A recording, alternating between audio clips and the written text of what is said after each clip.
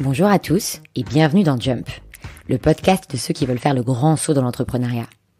Dans ce podcast, on parle de changement de vie, de voyage, de liberté et bien sûr, d'entrepreneuriat. Aujourd'hui, j'inaugure un nouveau type d'épisode que je vais appeler « Vis ma vie, j'ai 30 ans, je démissionne et je cherche une idée de boîte ». Pour ceux qui n'ont pas écouté la bande-annonce du podcast, vous vous en doutez, c'est donc ma situation actuelle.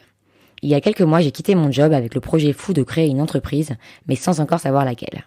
J'ai donc décidé d'aller à la rencontre d'entrepreneurs un peu partout dans le monde pour m'aider à trouver une idée.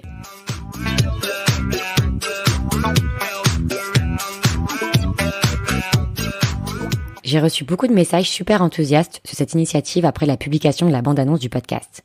J'ai donc l'impression que je ne suis pas tout à fait la seule à me poser des questions sur la manière dont je veux mener ma vie. Dans cet épisode, je vais essayer de définir ce qui différencie notre génération de celle de nos parents et ce qui fait qu'aujourd'hui, on a plus ou moins tous envie de tout envoyer bouler. Quels sont les signes qui ne trompent pas et font de moi, de nous, de vous, des millennials? D'ailleurs, c'est quoi des millennials? Grosso modo, toute personne née entre 1980 et 2000. Je dis grosso modo, mais vous savez bien que je suis allée chercher la définition sur Wikipédia. Parce qu'être millennials, c'est poser beaucoup de questions à Google ou YouTube. D'ailleurs, récemment, j'ai découvert qu'il existe des tutos pour tout sur YouTube, et c'est grâce à ça que vous écoutez ce podcast. Bref, je m'égare. On nous appelle millennials, mais aussi génération Y. Et grâce à mes 4 ans à Londres, je sais que Y, ça se dit why en anglais, et que why, ça veut dire pourquoi. Alors on nous appelle la génération pourquoi, et c'est peut-être pour ça qu'on se pose toutes ces questions. Voilà pour la minute étymologique, maintenant on va rentrer dans le vif du sujet. Pas de panique, ça va pas partir en psychanalyse collective, mais plutôt en session nostalgie des années 90. Parce qu'être millennials, ça commence par toute son enfance avoir été biberonné au Minicum et Club Dorothée.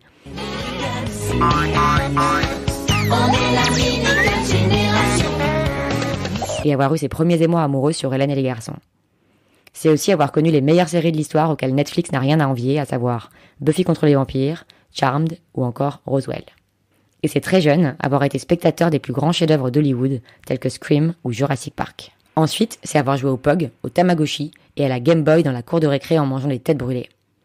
C'est avoir porté des baskets Fila et des sweatshirts Gap avec un gros logo en écoutant les Spice Girls dans son Walkman. C'est avoir dansé dans les booms au son de Yannick et Lou Bega. Ladies and gentlemen, this is Mambo number 5.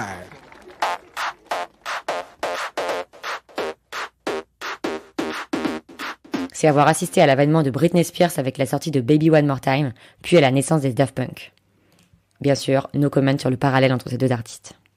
Au collège, c'est avoir arboré fièrement un 3310 et joué au Snake pendant des heures.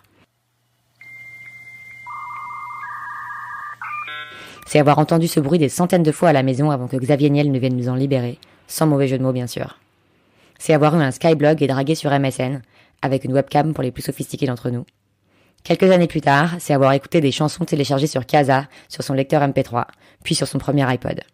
Et enfin, c'est avoir eu un iPhone et un compte Facebook au début des années 2000, avoir trouvé ça cool au début et ringard maintenant, mais continuer à faire les mises à jour depuis 10 ans pour le plus grand bonheur des GAFA. Bref, être un millennial, c'est être un kid of the 90s. Cette décennie bénie, trop longtemps considérée comme un ringard, mais qui fort heureusement revient à la mode maintenant. Alors si vous répondez à cette définition et que ces références vous font verser une petite larme de nostalgie, il y a aussi de grandes chances pour que vous cochiez les cases suivantes.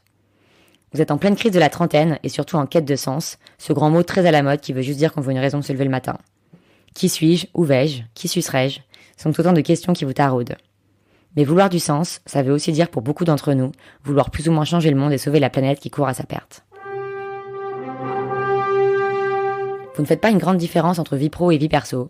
Vous aspirez à être passionné par ce que vous faites au point que ça n'est plus vraiment du travail, et vous haïssez tous les codes du monde corporate, de la hiérarchie top-down au costard-cravate. Vos collègues et vos potes, vous leur racontez votre vie sans tabou car ils en font partie. Fini la séparation hermétique entre le bureau et la maison, on sort se la coller entre collègues mais ça ne nous empêche pas d'être efficace et productif. Enfin, sauf le vendredi bien sûr. Votre définition du succès est aussi très différente de celle de vos parents. Pour eux, réussir c'était rentrer dans une grosse boîte, en gravir tous les échelons et en devenir le patron. Celui ou celle qui montait sa boîte, c'était qu'il ou elle n'avait probablement pas les diplômes nécessaires pour faire ce qui était considéré comme une vraie carrière. Les entrepreneurs, c'était des marginaux. Aujourd'hui, c'est évidemment l'inverse. On rêve d'incubateurs, de levées de fonds et de Silicon Valley.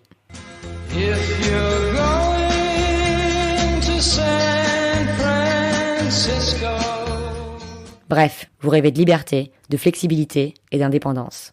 Vous voulez sortir de ce fameux système, de cette vie bien dirigée où vous vous oubliez vite, où on vous fait danser sur une musique sans âme comme un amour qu'on quitte. Car vous réalisez que la vie n'est pas là, que le soir vous vous couchez sans aucun rêve en vous. Et du coup, vous me voyez venir, vous vous dites Résiste,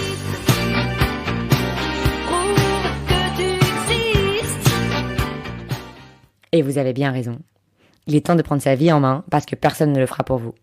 Allez, sur ce, je vous dis à la semaine prochaine pour un nouvel épisode de Jump.